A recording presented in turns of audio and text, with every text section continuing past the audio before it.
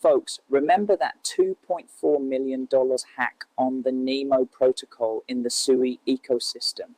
Earlier, everyone was bashing the hackers for being ruthless, but when you dig deeper, you'll realize this isn't about hackers breaking through defenses. It's the project team themselves who tore down the front door and handed over the keys. A rogue developer plus a bunch of sloppy moves basically handed users' money right into the hackers' pockets. Let's rewind to January 2025.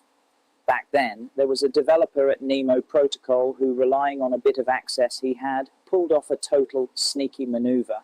He secretly added a new feature, used a smart contract version, 0xCF34, that hadn't been approved by the team, and even more absurdly, bypassed the internal review process using a single signature address, 0xCF.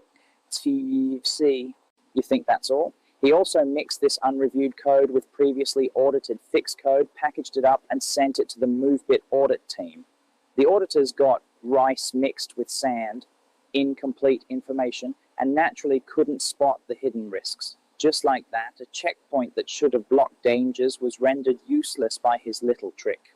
If the January move was planting a bomb, then the August move was pulling the fuse. By then, the team had already discovered a critical vulnerability, vulnerability C2, and this vulnerability was even copied from top protocols like Aave and Uniswap. But the developer in charge just thought this vulnerability isn't a big deal and didn't fix it in time. Let's talk about how ridiculous this vulnerability was. It was basically a pile of rookie mistakes. First, the flash loan function. It should have been set to internal private, only usable by the project's own team, but instead it was mistakenly set to public, letting anyone in the world call it freely. Then there was the pricing query function, get C amount in for exact payout. The name even has query in it, so it should have only read data without touching the contract, but in reality it could directly modify the contract's internal state. With these two vulnerabilities combined, hacking was like taking an open book test for the attackers.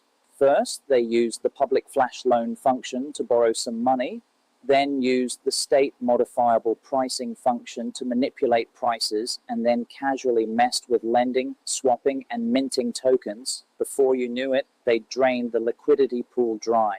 The whole process was as easy as unlocking your own front door with a key, and just like that, $2.4 million was gone. Looking back now, this isn't a hacker attack at all. It's a tragedy caused by the project's chaotic internal management and the developer's lack of responsibility. If one developer can bypass reviews to secretly release code and brush off discovered vulnerabilities, a project like this would have crashed sooner or later, even if it hadn't been hacked this time.